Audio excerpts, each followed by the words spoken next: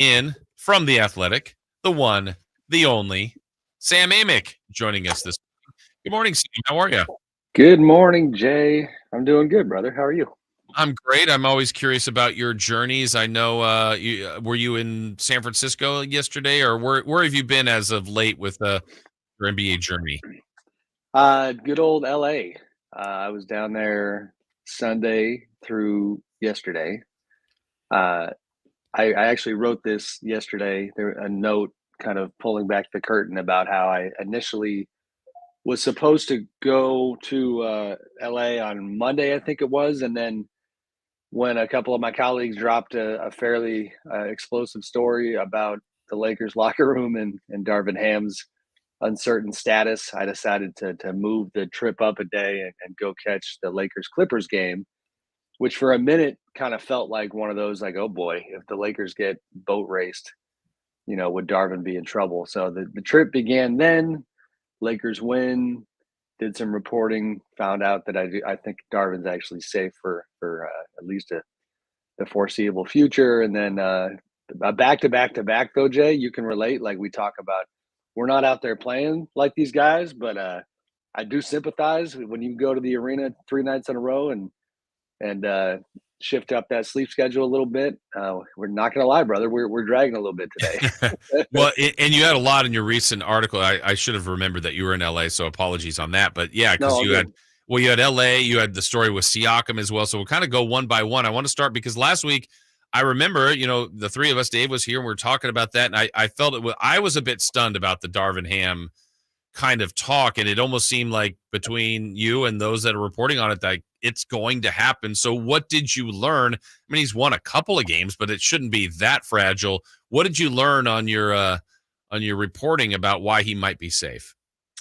I mean, to put it bluntly, and this is what's fun about radio, especially on your guys' show, because we talk so openly. Because Yeah. I can't really write it this way, but I mean, what I learned is that ownership and I guess most of management is fine with Darvin for now. They have frustrations. They but ownership is the key component there. Having covered the Lakers for so long, you always have to check with, as Darvin calls her, the boss lady, Jeannie Buss. And so what I learned is that while the locker room might have a pretty significant level of frustration, they're going to have to just make it work. And more specifically, I'm sure you caught all this. Like, man, it just never gets old watching and he's, the disclaimer, incredible player. Maybe, I mean, he's top 2, top 3 of all time. But watching the LeBron James passive aggressive show is a sight to behold. Yeah. Because and what I'm referring to is that they beat the Clippers. He's well aware, I'm sure, that Darvin's been in the news. He gets asked about Darvin, and he offers like a very tepid, like 8-word response. He was asked, how is Darvin helping this team through this time? And he might as well have just said, well, he shows up to work. Like that was kind of all he offered. And then a reporter asked about the Clippers and referred to them as the James Harden Clippers. And LeBron interrupted and said, James Harden Clippers. These are Ty Lue Clippers. And proceeded to sound like he was Ty Lue's agent. Mm-hmm. And they're very good friends. And I talked to some Lakers people that were like, I mean, they're buddies. What do you expect? And it's like, I hear you, but he knows the optics, like when you lift one guy up and then you're lukewarm on the other, it doesn't look good. So I don't think that element is great, but I don't think it's toxic either. So they're going to have to just navigate it. But and I don't know if that's exactly what they said, but when you're saying, yeah, he's fine for now. Like the fine doesn't really sound like a ringing endorsement for Darvin Ham. Oh, no, it's not at all. It's a hope that there was a little sense of like from management, like, did our players forget that we hired a first-time head coach? Like we knew that sometimes coaching development is an area that gets forgotten about and is not given much grace or patience. And they're basically saying, yeah, there's a bunch of stuff that we don't understand why he did this and why he did that. But he'll learn from it, and we still believe in who he is and where he's going.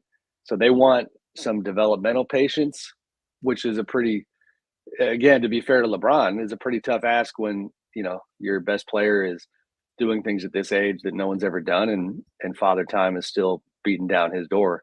So the dynamics are tricky on that front. You're also down there. You said like 3 games in a row, basically. The Raptors were in town. They're a story. They were a story here. They were a story when they went through the Warriors. And mainly the story is Pascal Siakam. What did you learn about him as those rumors with the Kings, maybe Warriors, others? What's going on with him and his future with Toronto? So it was a funny experience because with Toronto in town, and I wrote this part, but like you're in real time, and you know how we all sit around pregame talking to different people. Um, Crypto, which I now have begrudgingly started calling it, formerly Staples, like at the sideline of that Lakers or Raptors game, there's just a lot of media, a lot of agents, a lot of front office executives. And I kept making my way down the sideline saying hello to different people. And it cracked me up because while Siakam was doing his warm up on the floor, um, like it seemed like damn near every person on the sideline was talking about him and his future, and having their opinion. And some of the people are people who are actually involved in his situation. And so what I learned is that, for one, I'll start here. The prospect of him signing an extension with the Raptors is not off the table yet. It's a pretty unique situation because it seems clear that they're ready to move on from him. But if the market is so underwhelming that they're going to have to take pennies on the dollar, then there is a scenario that exists where they might ultimately have to, um, pay him out and then maybe trade him, sign and trade later this summer if they want to. I just think that they clearly haven't been offered enough to make him go ahead and hit that button. But as it relates to the Kings, it was not great news. It was the idea that number one, he's planning on hitting free agency and looking at all of his options if he's a free agent this summer, as expected. But more specifically to the Kings, that he's not excited about that possible situation, and would very likely not resign. So I will say, things change in this league all the time. Fans, understandably and predictably, brought up the Chris Webber comparison, which is a good one. It really is. I mean, that does apply. If Siakam came here and absolutely clicked with Domas and Fox and had a good run, because I will say, to make this part clear, if they go ahead and roll the dice and he's a king, like my full expectation would be like he's a professional, like he's going to have the jersey on and play his tail off. So nobody's trying to say he's not going to show up and ball out. So from there, who knows? But I do think there's it's not a market thing per se. There is a specific element with the Kings that it just doesn't have him excited. So that'll be part of their calculus as they decide what to do here. Yeah, I'm interested in that drilling down on that, Sam, because in the past it made sense for people why they wouldn't want to come here, and not that it's all solved in one season, but it does seem it's way more appealing than it's been, from the arena to the style to the success they're having to the degree. But do you think any of it for Siakam, who's been an all-star and a really good player, if he came here? I don't know that he's featured player one, may not even be featured player two. And as Keegan grows, if he stays here, he would be a really important part of the piece, but may not be the piece. Would that be any of his reservations at all? I don't admittedly have full clarity on what they are, other than I think, with players like this and teams like the Kings, you're going to be constantly, courting or recruit. Not recruiting is the wrong word, but like considering adding. I mean, teams are constantly thinking about adding good players, right? I get the sense that behind the scenes, some of the communication that has unfolded to this point just hasn't landed in the kind of way that has him fired up. I'll put it that way, and partly choosing not to share everything, but admittedly partly not knowing all of it. But there's it's almost like you go into a party and you got a buddy of yours who you're talking to, and you can't figure out why they're just not vibing with this other friend that you like. You know what I mean? Like what is something happened here? So it's a little strange. And it's also that time of year where the power games are happening. So beyond the Kings, I think that Siakam's camp is, they are looking at which pathway can we guide him toward to secure a full max, which is what he wants. And it's not just the money. My understanding is in his talks with the Raptors about an extension on the money side that they have been at the max level. It's more the years and the terms than it is the money. So it's being framed as if the max element is kind of non-negotiable. And what they don't want, and this is a little bit reminiscent of James Harden last summer. What they don't want is like they know how many teams have the kind of cap room to cut the kind of check they're looking for, and free agency very possibly will not lead to the kind of full max or even any max that he's looking for. I don't know that I don't know exactly what that market looks like, but getting an extension out of the Raptors because they need to get assets in return for moving him might still be their best play and probably is. And I think they're leaning on that. They know that Masai Ujiri, who runs the Raptors, has taken a lot of flack for losing guys for nothing. Fred VanVleet, last summer, another player who is escaping me right now, but they've had this stretch where like, if you're retooling, you got to get something for these guys and not just watch them walk away. And Siakam's people know that. And I think that's why they keep pushing for an extension. Yeah. Kawhi, wasn't he the other one? Yes, thank you. Yeah. Pretty significant one. Yeah. Pretty significant one. Yeah. Did you have in any of these talks about him, about his future, what Siakam may do on the Kings side of things? Did you, ever get, I don't know, full confirmation, but what was reportedly going to be, if the Kings were intrigued with Siakam, what the Raptors would want from Sacramento?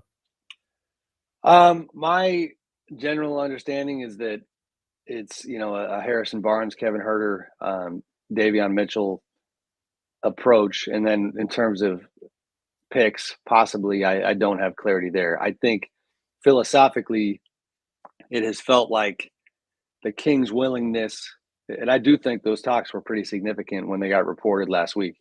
This was not just continued flirtations. This was like, hey, are we getting somewhere here? And, there was even, when I was in LA, there was some chatter about the Raptors kind of allegedly moving the goalpost a little bit. And when it looked like something might get done, asking for more, which conceivably would have been a Keegan Murray type or something, something like that. I think the Kings are looking at this like, the only scenario in which we will do this is you taking our players who, and I'm is delicate here because these guys are important to what they're doing right now, but like who are not necessarily seen as part of the long-term future. Now, Huerter to me is the tricky one there because man, it's just been a tough year for him where, last year he was a massive part of what they did, gets off to a tough start this year, feels like he loves it in town. But it's, the league is tough. They, guys not named LeBron and Steph and KD and all those guys are typically available. It's just how it works. It's a long-winded answer to your question, Jay, but I think like we'll give you the pieces that we are comfortable giving you that don't significantly impact our future, aka Keegan Murray. And if you ask for anything beyond that, then there's really no reason for us to talk. Yeah. And we'll see if that changes, but that's the way it's been explained to me. Yeah, and if that's it, again, you're so right, Sam, that these guys are still people and they're still parts of these teams. But if that truly is an offer on the Kings front of some liking of Barnes, Huerter, Mitchell, maybe some picks or something along the lines for Siakam, with the risk being that he may not re-sign, boy, that would still be a tempting risk to take for me as someone that goes, if you keep Keegan and you got Monk and you keep Fox and Sabonis, I don't know. I mean, I think Monty McNair and West might revisit that one. That's just a total guess on my part. But what do you think about that? I do, and we're just we get paid to analyze this stuff. So yeah. I'll get over the feeling guilty aspect of it. Barnes, Huerter, Mitchell are on the short list of players this season who I think are perceived as having been disappointing. Yeah, they've underperformed. You're right. Yes. And Mitchell in particular is a guy that they picked really high, but all you got to do is watch the games and realize that his part in their program has changed significantly since last season. So yeah, I think the temptation is there. I don't think, even though the Kings had indicated that the talks had ended, that was said with a month to go before the deadline. I anticipate that they certainly will revisit it. Um, Talking to people in LA, I guess just to broaden the scope a little bit, Indiana sounds to be very interested. So I think Indiana's going to be in the mix. I don't know what they're willing to put on the table. Golden State is another one. The Warriors, that is real. I don't know how, what those conversations have been like, but I'm with you. I do. It could become one of those trades for any of those teams where, because it's, again, to repeat this part, it's not just Siakam picking on the Kings as far as free agency goes. Like he is not indicating to any team that he goes to that he will resign in advance. He's just not going to do that. So everybody is having to roll the dice here if they want this guy to play for them. So we'll see what happens. But if you talk about just the rest of the year and what does that look like? I mean, that's pretty nice. I think some people feel like with the Kings, and I'm curious how you think basketball wise, like any concern about duplication between Siakam and Keegan in terms of roles? Not entirely for me, but I mean, I'm more into acquiring the more talent you can have and kind of sorting it out. But no, I don't think I would. The biggest concern is the red flag right there is re-signing him. Yeah. And does that make financial sense with Monk? I mean, to me, Sam, the other part of the equation for the Kings that's really interesting is Monk. I mean, I think they've paid Fox, they've paid Sabonis. There'll be a time where if they want to go down this road, they want to keep Keegan, he'll be due. But the most pressing one is Monk, and he's been an important part, and he should get a good payday. But kind of factoring him in with a trade with a potential free agent, that's a tricky one, I think, for the Kings. I agree. And on top of that, it's, Siakam's, I mean, he's a two-time All-Star, two-time All-NBA. I know people generally, at least on social media, those people, when I reported that he was seeking a max, there was, and we're guilty of only seeing like the negative responses, but like a lot of people finding that humorous that don't see him as a max player. Like people sometimes forget that the way NBA economics works is that the salary cap inevitably or inherently means that like the phrase max player, it should not be equated with like, best. You know what I'm saying? Like it's like LeBron James, might make $40 million a year, 48 million, whatever it is. He's actually worth 110. I'm just throwing a number out there. So the sliding scale aspect of that means that a guy like Siakam in the NBA market very possibly could wind up as a max player again. But for the Kings, sure, it'd be great if he was a 29-year-old who was looking for a competitive situation and looking to just make the contract work in order to be in a good basketball situation. That's clearly not what's happening. And they're going to have to, let's say they did roll the dice, then they're trying to re-sign him or any team. I mean, that age is a factor. 29 is not old, but he's moving to the back end of his prime. So a lot of factors to consider for sure. Talking with Sam Amick here, our weekly visit with Sam from The Athletic. Now, Sam, Siakam can't be the only one on the Kings list and or really around the league. We are getting closer, as you said. Who are some other names, teams that, Levine's out there, but some other ones that we should watch? Because I think back to last deadline, Sam, where, I mean, we had generational talent being dealt. Kyrie Irving, Kevin Durant, Westbrook. I mean, there were so many moves last year. What are you keeping your eye on here over the next couple weeks? I mean, I do feel like we keep recycling the same names, so in the interest of trying to advance the conversation a little bit, I'll say that Charlotte has become an interesting team to watch. I think we might have hit on this in past visits, Jay, but like the Miles Bridges component is going to be really uncomfortable for somebody because he's a pretty good player with an absolutely awful, off court profile at the moment. So, a guy like that comes to mind. Gordon Hayward, who gets paid a ton of money, but who's on an expiring contract, comes to mind. Terry Rozier. Charlotte in general is in flux. Ownership change, rumors about Mitch Kupchak in the front office. Is he going to be around?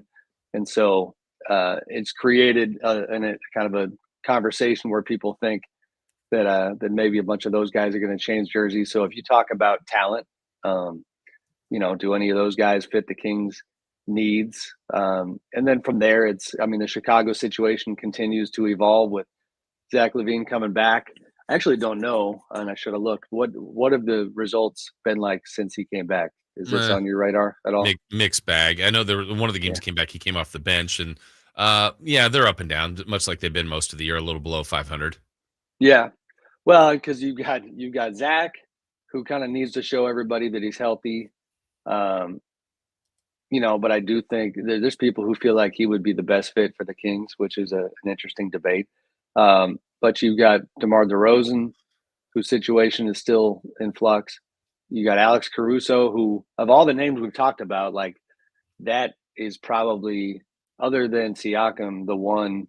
Maybe, if you talk about just like, getting a deal done and having a guy help your team, Caruso might be at the top of that list. But the Bulls, by all accounts, are actually asking for multiple first-round picks, so the price is pretty high.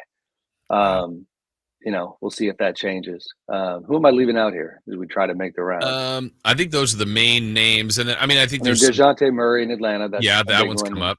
Yeah, Clint Capella. That's that one's an interesting one. I don't know what it would take, but the Kings could certainly use some more rim defense.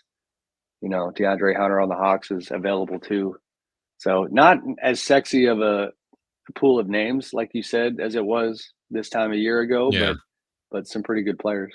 Well, and then it's going to turn out to be a pretty significant name value in the free agency market this summer. But to your point you said earlier, Sam, a lot of teams don't have money. We've already kind of had the first mark of that yesterday as far as names, and Kawhi Leonard getting the extension. I think it makes sense for what they did. What's your read on the Clippers' decision there? And it sounds like they may try to do the same with Harden and or Paul George. Yeah, it's how quickly the fortunes have turned for the Clippers. I keep joking with people that I'm taking some credit for their turnaround, because when James Harden and I had that long interview a couple weeks ago in San Francisco, and he unpacked a lot of his feelings about Philly and Houston and all these different things, they started winning the next day, man. And next thing you know, they win 13 out of 15. They lose to the Lakers, but they come back last night and take care of the Raptors. They're good. I'm going to write next week. And for the YouTubers, sorry, I suddenly look like I'm up in an airplane or something. The sunlight is hitting me hard. You're like on an album. It's like the side shot, like an 80s album cover or something. Here, I'm going to fix it. They live TV. Yes. There we go. Much better. Now I lost my train of thought. You're talking about the Clippers and what they were doing. The Clippers. Yeah. No, they look good. I'm going to write next week about the Suns. And I actually, yesterday was a good day on the reporting front. Pretty good conversations with Kevin Durant, and stick with me here, I'll get to the Clippers. Durant, Bradley Beal, and Devin Booker, and actually spoke to all three of those guys about what I think is an interesting comparison between them and the Clippers. And the idea that you have these three perimeter players who are, perennial all-stars, future Hall of Famers, who are trying to make it work. Well, the Clippers, right out the gate when they got James Harden, they lost 5 or 6 in a row. They were terrible. Russell Westbrook goes to the bench. Things get better. The Suns are in it right now, but a lot of the themes are similar. So I'm curious to see if Phoenix can find its way, because they just haven't had a lot of court time together with their three guys. And their goal should be to do what the Clippers have done, which is, for one, the massive difference between those two situations is that people can hate on Harden all they want, but when he's locked in, he's a pretty damn good player, and more specifically, pretty damn good point guard. Mm-hmm. And the Suns, are asking Devin Booker to play that role. He's good at it. He's not James Harden. And Harden running that Clippers offense, finding Kawhi Leonard, Paul George, running an absolute ton of pick and roll has been key, and they're dangerous. Zubac has been a really good fit. with Harden. Westbrook is hot and cold off the bench, but Norm Powell playing well. So they look really dangerous. To me, they're getting pretty close to being legitimately in that title contending conversation. So they lock up Kawhi. I think, like he said in his press conference, Paul George and maybe James are to come this summer. We'll see if Paul gets extended in advance of that. But Steve Ballmer has got to be feeling good these days. The Clippers owner has got his own arena coming next season.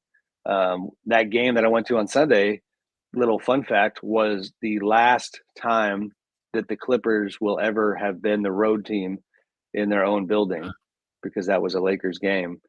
So they're going to get out. They're trying to get out from underneath that Lakers shadow, and with the stakes incredibly high, it's good timing for them to have pulled it together and actually played some good basketball. Well, I know the next couple of weeks is going to be an adventure for a lot of us, for you as well, Sam. We always love talking to you, and we look forward to seeing you soon. Thank you so much for joining us again.